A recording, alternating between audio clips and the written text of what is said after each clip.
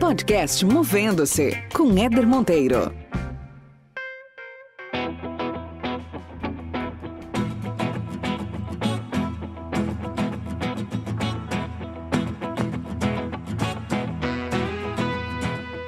Muito bem, muito bem. Tá começando mais uma resenha aqui no Podcast Movendo-se.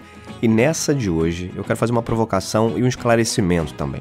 Você já deve ter ouvido aí de algumas pessoas que são influenciadores, gurus da internet, e se você acordar às 5 horas da manhã, esse é o segredo da alta produtividade. Você vai ter disciplina, você vai ter riqueza, e aí vem até aquela piadinha do padeiro, né, que acorda às 4 da manhã todo dia e não enriqueceu. Mas brincadeiras à parte, o que eu quero trazer aqui para trocar com você tem a ver com ciência e não com oba-oba. Aliás, já fica aqui um agradecimento a 2 professores que eu tive, 2 grandes estudiosos do sono, com quem eu tive aula na pós-graduação em Neurociências e Comportamento, o Sérgio Tufik e Mônica Andersen, 2 dos maiores especialistas do país no assunto. Mas voltando aqui, essa discussão sobre acordar cedo ou não, ela tem a ver com um negócio chamado ciclo circadiano, que é a maneira pela qual o nosso organismo ele se adapta à duração do período claro, né, ou seja, do dia, e do período escuro, da parte da noite, e como cada corpo sincroniza suas funções fisiológicas durante um período de 24 horas. E quando a gente fala sobre ciclo circadiano, ou ritmo circadiano, algumas vezes também conhecido como relógio biológico, ele significa que cada um tem o seu. E por isso que para algumas pessoas, acordar cedo é sinônimo de energia, vitalidade, a pessoa fica super disposta. Outras é como acordar com o pé esquerdo, acorda com um mau humor danado. E não é só o horário de acordar que impacta, a quantidade de horas de sono também. Então tem pessoas que precisam de menos horas, então tem gente que dorme 5 horas aí de sono e já ficam super satisfeitas, tem gente que precisa dormir 8 horas, tem gente que precisa dormir 10 horas, e tá tudo bem com isso, tá tudo bem com essas diferenças. A pergunta que eu quero fazer para você, ouvinte do podcast Movendo-se, é se você é matutino ou vespertino. Você é uma pessoa matutina ou vespertina. Você provavelmente conhece alguém que acorda cedo super empolgado, aquelas pessoas que chegam no trabalho que já começa a agilizar tudo, que cumprimenta todo mundo com aquela energia, dá aquele bom dia caloroso. E você conhece alguém também que tem mais dificuldade para acordar cedo, e aí aquela pessoa já chega com uma disposição um pouco diferente, que parece que trouxe a cama junto com ela. Esse tipo de pessoa, inclusive, quando escuta um bom dia muito energético, ela pensa assim: meu Deus, de onde esse ser humano tira essa disposição?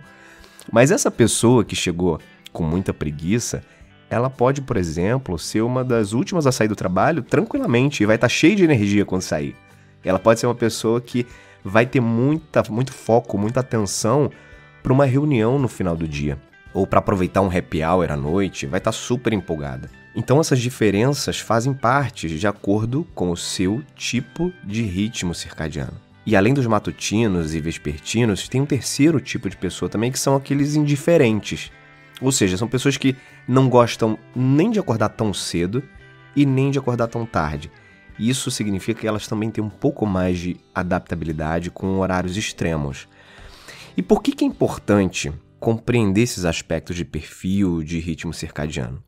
Porque nem todo mundo tem a mesma energia para ser produtivo nos mesmos períodos do dia. Simples assim. Então quando você aí, guru da internet, fala para um sujeito que é vespertino, que se ele não acordar às 5 da manhã todos os dias ele não vai ter sucesso, você está cometendo um grande erro, e pior, você está fomentando um sentimento de fracasso naquelas pessoas que tentam, mas não conseguem se adaptar a esse tipo de jornada. Aí você pode vir e falar assim: ah, Éder, mas tudo na vida é uma questão de hábito. Se você se acostumar a dormir cedo, acordar cedo todos os dias, você vai passar a ter essa rotina em algum momento. Sim e não, eu diria. É claro que se você começa a construir um hábito, uma rotina, a tendência é que você comece sim a se adaptar àquela nova janela de horário. Mas isso não significa, por exemplo, que você vai se sentir bem, que suas funções cerebrais estarão todas em seu melhor funcionamento. Quem é matutino vai ser sempre matutino, quem é vespertino vai ser sempre vespertino, ainda que comecem a doutrinar seus horários de dormir e acordar. Um outro fator crítico para observar com muita atenção é a higiene do sono. Todos nós, seres humanos, a gente precisa além de dormir um número de horas suficiente, e aí isso varia de pessoa para pessoa, né, como eu comentei no início do nosso bate-papo, a gente precisa também de horas de qualidade, com número suficiente, por exemplo, de horas de sono profundo, chamado sono REM. Às vezes, por exemplo, se você já deve ter passado por essa experiência, às vezes você dorme uma quantidade de horas super boa, na tua opinião, e mesmo assim você percebe que acordou cansado, cansada. Isso provavelmente aconteceu porque a qualidade do seu sono foi ruim. Então não adianta você dormir muitas horas se você não consegue ter uma qualidade de sono boa. E sono, minha gente, é igual comida, igual água, é essencial para a nossa sobrevivência. Problemas de privação de sono, que inclusive afetam milhares de pessoas no mundo, trazem uma série de impactos no desenvolvimento das pessoas, trazem impacto, por exemplo, na memória. O sono, ele é o principal agente de consolidação de memória. A gente está num mundo tão alucinado hoje em dia e dormindo cada vez menos que no trabalho a gente fala assim, me manda um e-mail sobre aquele assunto para eu lembrar de te mandar um e-mail. Olha que coisa doida. Além da memória, o sono ele afeta sistema imunológico, ele afeta metabolismo, ele afeta cognição. Ele é essencial para recarregar nossa energia. O corpo precisa disso. Você não coloca o celular para carregar toda noite, para ter bateria cheia no dia seguinte? Então, com a gente é a mesma coisa. Para ter bateria cheia no dia seguinte, você tem que ter sono de qualidade. Do contrário, você não vai ser produtiva no dia seguinte.